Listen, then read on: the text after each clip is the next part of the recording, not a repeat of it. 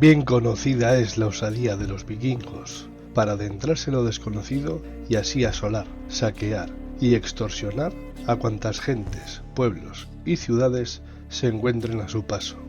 En esta ocasión vamos a relatar un hecho que da fe de esa audacia de los hombres del norte, que los impulsaba a hacer lo inimaginable de manera súbita e inesperada, como pudiera ser el secuestro de un rey, que lejos de pertenecer a una plaza costera en el caso que nos ocupa, se trata de un monarca que a priori debiera estar lejos y a salvo del radar de los invasores nórdicos, el mismo rey de Pamplona.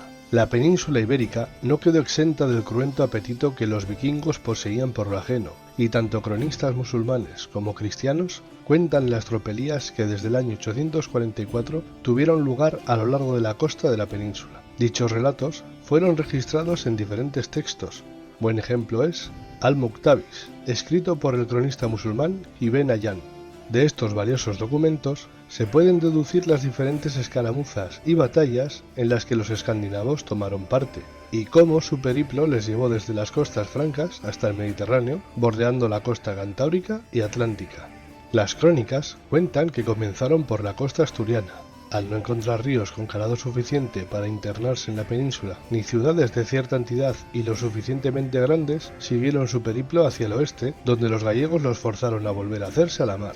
Su siguiente parada fue un intento de sitio a la Lisboa musulmana, llamada por aquel entonces Al-Usbuna, la cual logran conquistar. No obstante, la guarnición musulmana de la ciudad, liderada por Alá ibn Hamé, logra derrotar y expulsar a los escandinavos. Estos, una vez truncadas sus intenciones, se adentraron en el Mediterráneo, no sin antes practicar su particular pillaje. Cádiz, Sevilla y Algeciras sufrieron la cruenta sed de sangre y saqueo de estos fieros guerreros.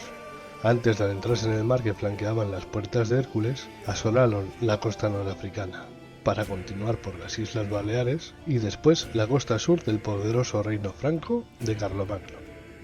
He de hacer un inciso para aclarar que las crónicas de origen musulmán en muchas ocasiones se refieren a los nórdicos como Matjus, que viene a significar adoradores del fuego, pero en aquella época este término aludía a cualquier tipo de persona de creencia pagana, con lo cual los historiadores muchas veces discrepan en los detalles de fechas y gentes que participaban en las citadas escaramuzas, en las que podría atribuirse la participación de los vikingos al ser denominados como Matjus. Cabe añadir que en muchas ocasiones la identidad cierta de los invasores está sujeta a libre interpretación. De aquí también se puede extraer que en vez de dos incursiones diferenciadas, una que comienza en el año 844 y otra en el 858, pudiera tratarse de una única incursión que se prolongó en el tiempo. Aunque también el hecho de figurar dos personajes ilustres en distintas crónicas, como Ivar el sin huesos y Bjorn costado de hierro, nos podrían contar que fueron dos, y no una sola expedición las organizadas por los escandinavos.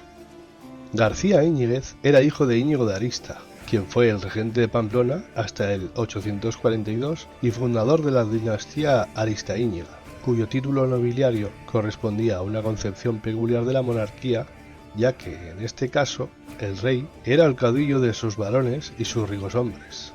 El monarca tenía lazos familiares con Musa ibn Musa, de los Banu Qasi, gobernador de la Marca Superior de Al-Ándalus, con los que participó en una revuelta contra el Emirato Cordobés en el año 843 y que resultó en una estrepitosa derrota para ambos.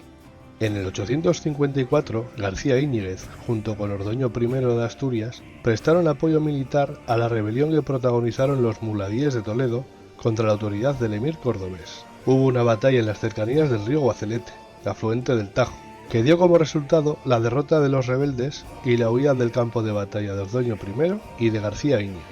Ya en el 858, los vikingos penetraron en el territorio de Pamplona y se llevaron prisionero a García Íñiguez. El rey fue puesto en libertad cuando se pagó un rescate de 70.000 denarios.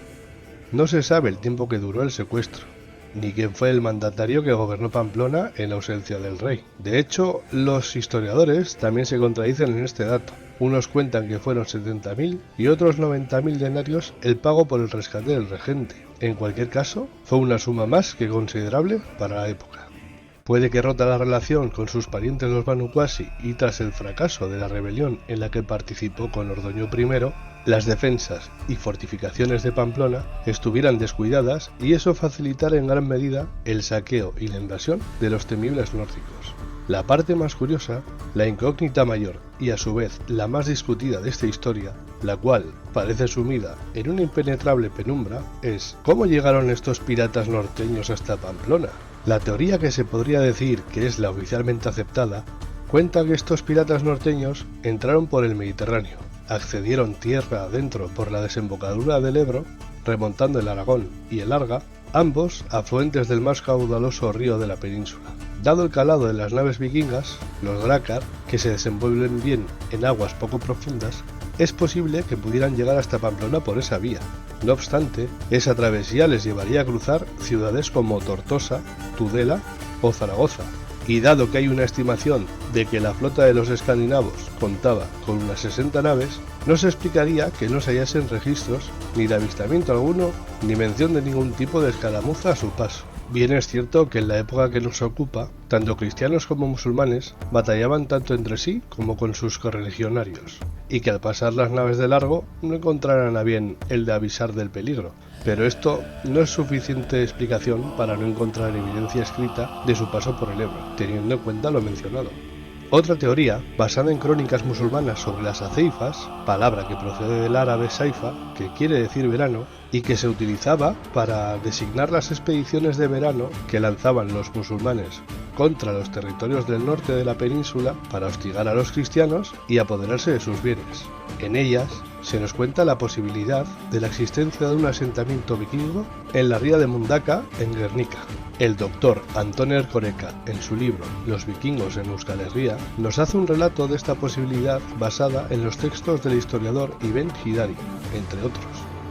En estos se nos describe esta aceifa de esta manera: la expedición, que tuvo lugar los meses de mayo, junio o julio del año 823, fue dirigida por Abdelkerim. Acampó en la frontera y decidió entrar en el país de los cristianos por la parte de Álava, y, habiendo acometido por un valle llamado Giernik o Gernik, al otro lado del cual había una llanura en la que el enemigo tenía sus provisiones, el ejército cayó sobre estas llanuras, apoderándose de ellas y de las provisiones de los almacenes y saqueándolo todo.